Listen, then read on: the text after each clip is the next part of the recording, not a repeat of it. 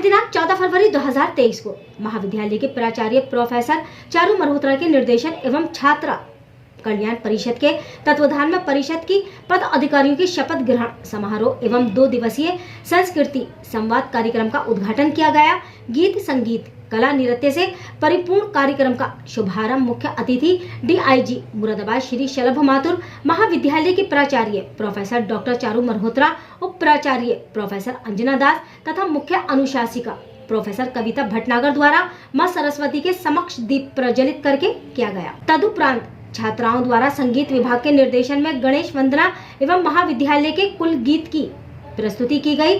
छात्र कल्याण परिषद की सह संयोजिका प्रोफेसर अंशु सरीन द्वारा परिषद के बारे में जानकारी देने के बाद छात्राओं द्वारा सम्मानित अतिथियों के बैच लगाकर स्वागत किया गया। मुख्य अतिथि DIG महोदय द्वारा छात्र कल्याण परिषद की पद अधिकारियों को उनके पद की शपथ दिलाई गई, जिनमें रोशनी प्रजापति, अध्यक्ष स्वाति गुर्जर, उपाध्यक्ष इकरा, सचिव स्वाति शर्मा, उप सचिव के साथ ही साहित्यिक सांस्कृतिक पुस्तकालय से संबंधित सचिव एवं उप सचिव पद पर चुनी गई छात्राओं ने शपथ ली।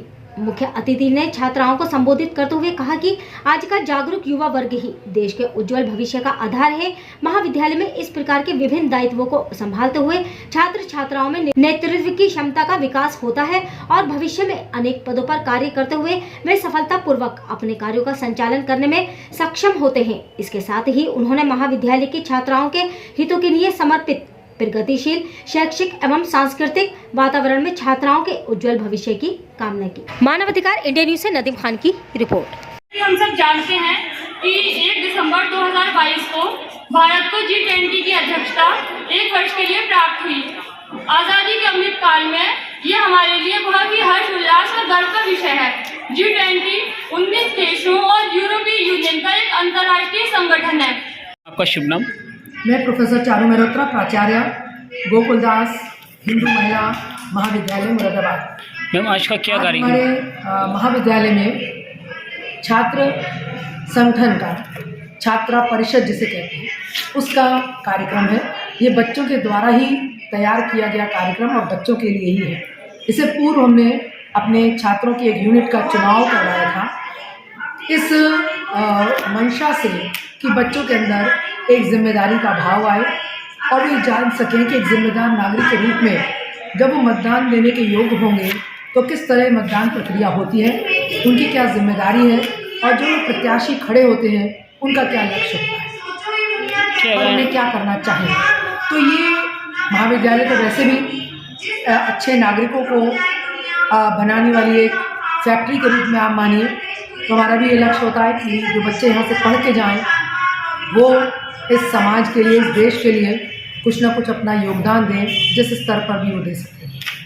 आज हमारे इस कार्यक्रम के मुख्य अतिथि DIG महोदय श्री शलभ माथुर जी रहे और उन्होंने बच्चों को आकर वाकई में अपने व्यस्त कार्यक्रम से आकर बच्चों को उन्होंने उनकी हौसला अफजाई की और उनको देखकर इन बच्चों के अंदर और अधिक उत्साहवर्धन हुआ।